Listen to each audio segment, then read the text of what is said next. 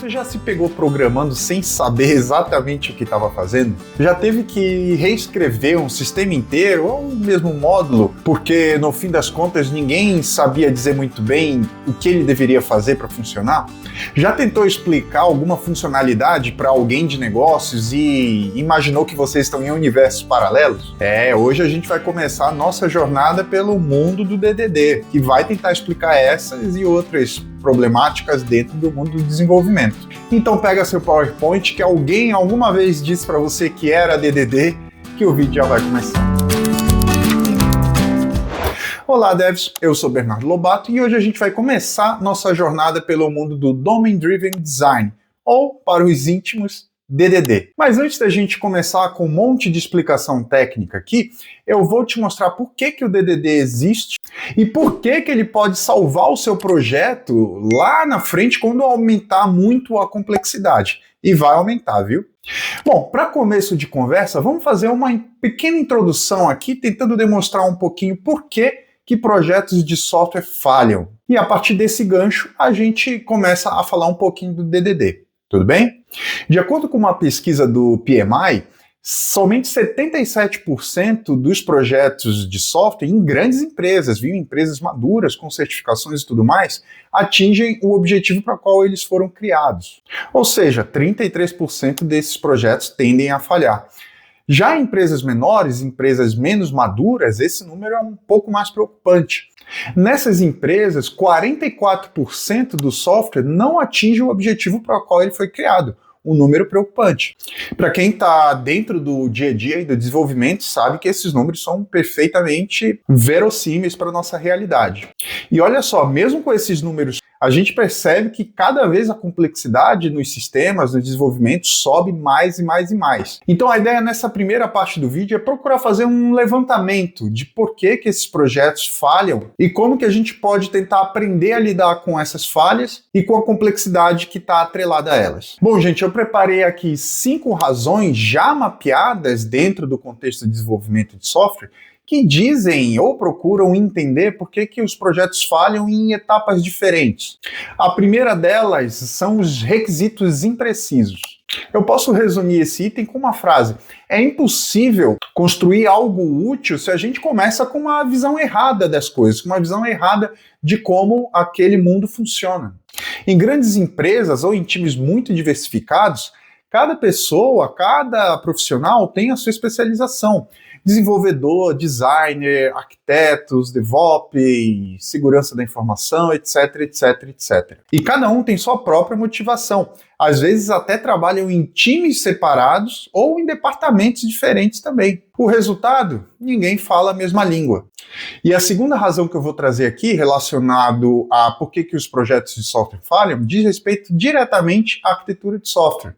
Muitas vezes a gente já começa um projeto investindo muito tempo numa arquitetura super complicada, super complexa, que não faz sentido para aquele problema naquele momento. Outras vezes não investimos nada ou investimos muito pouco e deixamos a estrutura do nosso projeto muito bagunçada. Nos dois casos, o projeto está em risco, então precisamos saber dosar a complexidade da nossa arquitetura. Aqui no canal a gente já tem um vídeo falando exatamente sobre isso. Clica aqui no card que você vai entender melhor. O terceiro ponto que a gente vai mencionar sobre as razões do projeto falharem é a complexidade incidental. Essa é aquela complexidade um pouco mais desnecessária que a gente cria ao longo do desenvolvimento do projeto, que não necessariamente tem a ver com a complexidade real do problema que a gente está tentando resolver. E essa complexidade é um pouquinho mais difícil da gente tratar, porque ela depende das pessoas envolvidas no projeto, das limitações desses profissionais, das ferramentas que são utilizadas, das más decisões tomadas no decorrer do projeto, o que leva o nosso time, ao invés de focar ali na resolução do problema real, ficar o tempo inteiro apagando incêndio causado ali pela própria complexidade do time. Uma quarta razão que a gente pode conversar brevemente aqui é a questão do débito técnico descontrolado. Um débito técnico é quando a gente entrega um código subótimo, um código subotimizado para poder ganhar tempo. Até aí, ok. A gente reprioriza esse débito técnico, contanto que a gente tem ele mapeado, e nas próximas entregas a gente vai desenrolando e vai resolvendo, certo? Mas acontece que muitas vezes esses débitos técnicos vão se acumulando descontroladamente dentro do nosso dia a dia de desenvolvimento, o que acaba virando um círculo vicioso. A produtividade cai, a qualidade piora, esse débito só aumenta e a bola de neve cada vez maior, maior e maior. Tudo bem ter débito técnico, contanto que ele seja mapeado, priorizado e colocado na fila do desenvolvimento. O quinto e último problema que eu vou trazer aqui nesse vídeo é sobre ignorar os requisitos não funcionais do meu sistema. Muitas vezes os clientes, os stakeholders, os gerentes de projetos só falam de requisitos funcionais, das funcionalidades que o meu sistema deve ter. O que, ok, tá certo. É o que gera retorno para eles. Mas requisitos como escalabilidade, tempo de resposta, segurança da informação também existem e devem ser tratados no momento certo dentro do meu ciclo de desenvolvimento, mesmo que ninguém peça explicitamente. Ignorar esses requisitos normalmente custa caro lá na frente, viu? O segundo tópico que eu quero direcionar aqui nesse vídeo é sobre a complexidade dos sistemas modernos. Não é novidade para ninguém que atua no mundo do desenvolvimento que os sistemas estão cada dia ficando mais e mais complexos. Monolitos estão virando microserviços, o que era local está indo para a nuvem, estamos adotando CI, CD, infraestrutura como código, e é inevitável que com todos esses recursos a complexidade do meu sistema de fato aumente numa escala razoável. Como ilustração, podemos ver alguma coisa relacionada com a lei de Moore. Se você não está familiarizado com ela, ela diz, bem a grosso modo, tá, gente, que a complexidade de sistemas de computação tende a dobrar a cada 18 meses. É importante ressaltar que isso não é uma lei no sentido físico das coisas, é mais uma observação sobre o nosso mercado, sobre a nossa indústria. Essa lei foi formulada em 1965 por Gordon Moore, o cofundador da Intel. Tudo bem, essa observação ela é um pouco mais voltada para componentes de hardware, né? Quando ela foi dita, era mais nisso que se estava pensando, em números de transistores, números de componentes e por aí vai. Mas podemos facilmente traçar um paralelo entre essa complexidade do hardware com a complexidade do desenvolvimento. O aumento da capacidade de processamento do hardware de uma maneira natural acabou criando espaço, né, para essa evolução também ser acompanhada pelo desenvolvimento de software, impondo para a gente mais camadas de abstração, mais funcionalidades dentro do sistema, frameworks mais robustos de desenvolvimento. E digo mais, dando meus 2 centavos aqui, dando a minha opinião, acredito que a complexidade do software ela aumenta de uma maneira mais acentuada que o aumento da complexidade dos hardwares, principalmente nos últimos anos. Mas você deve estar pensando, então eu tenho que deixar o meu sistema simples, eu não posso deixar o meu sistema robusto, eu não posso abraçar essas complexidades? Não, muito pelo contrário. O que eu quero dizer aqui é que esse tipo de complexidade é algo inerente ao software. Se eu quiser ter um software moderno, atualizado e bem desenvolvido, eu não posso fugir dessa complexidade. Pelo contrário, eu preciso abraçar, eu preciso aceitar e aprender a lidar com elas. E o último ponto que eu trago aqui, antes da gente começar a falar efetivamente sobre DDD, é a otimização do feedback loop. Diante de tanta complexidade, como vimos aqui no item anterior, o que realmente faz a diferença é melhorar o ciclo de feedback. Precisamos entender rapidamente o problema, nos comunicar melhor e refinar a solução de maneira sempre contínua. Devemos errar cedo para corrigir cedo. Precisamos de melhores maneiras de nos comunicar, de analisar problemas e ter e aprofundar o conhecimento coletivo, criando abstrações, criando diagramas, implementando cada vez mais uma solução aprimorada. E é nesse ponto que entra o DDD. O DDD promete nos ajudar em todos esses pontos que vimos até agora e otimizar o nosso ciclo de feedback de forma contínua e sistemática. Agora sim, vamos entrar no DDD. O que é o DDD? Esse é o nosso primeiro contato com ele.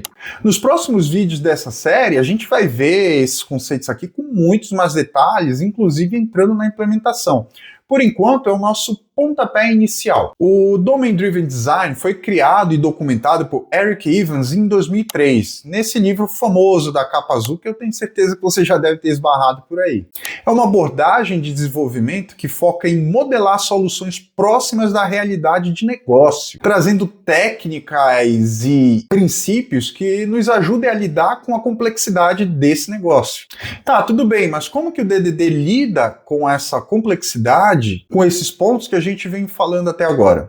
O primeiro passo é entender o domínio. Tudo começa entendendo profundamente o problema.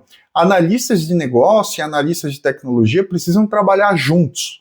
O domínio é o coração do problema. O segundo passo é que, uma vez estabelecemos os domínios, nós quebramos esse problema em partes menores e mais gerenciáveis, também conhecidos como subdomínios.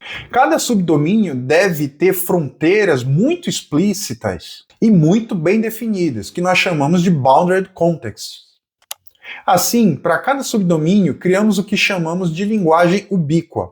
Essa é uma linguagem compartilhada que não deve ter ambiguidades e deve ser usada tanto pelo time técnico quanto pelos especialistas de negócio. Essa é uma maneira que temos para melhorar de uma maneira muito positiva toda a comunicação entre todos os times envolvidos ali no desenvolvimento do meu software, tanto o time de negócio quanto o time técnico. Com tudo isso mapeado, conseguimos expressar tudo em modelos compartilhados. Eles podem ser diagramas de UML, diagramas de C4, fluxo de processo, codificação. O que foi interessante e coerente para podermos compartilhar entre os times, a gente coloca aqui. E é importante que esse modelo seja claro e evolua junto com o entendimento do time. E aqui a gente abraça. A complexidade no sistema vai existir. O DDD vai ajudar a gente a distribuir essa complexidade de uma maneira mais gerenciável.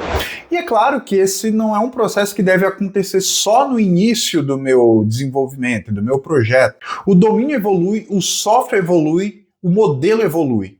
DDD é uma jornada contínua. E tudo isso que a gente falou aqui precisa estar explicitamente definido no seu código. Nos próximos vídeos dessa série, quando a gente for entrar um pouquinho mais na parte prática, a gente vai quebrar alguns paradigmas que permeiam hoje o mundo da programação mais tradicional. Mas aqui eu já estou me adiantando. O DDD ele não é uma bala de prata, mas sim uma ferramenta poderosa que ajuda a gente a lidar com essa complexidade, e precisamos de um alinhamento profundo entre o time de negócios e o time de desenvolvimento, o time técnico. Nos próximos vídeos vamos entender muito mais profundamente os conceitos centrais do DDD, as táticas, os padrões e como que a gente vai aplicar isso na prática no nosso desenvolvimento. Mas por hoje a gente infelizmente fica por aqui. Peço que, se você gostou do conteúdo, deixa seu like, faz a sua inscrição, compartilha esse vídeo com o seu time, com o seu tech lead e deixa aqui nos comentários. Já trabalhou em algum projeto em que cada time de desenvolvimento, de negócio, parecia que falavam línguas diferentes e já usou DDD real na prática? Comenta aqui que eu estou bem curioso. Por hoje a gente fica por aqui e a gente se vê no próximo vídeo.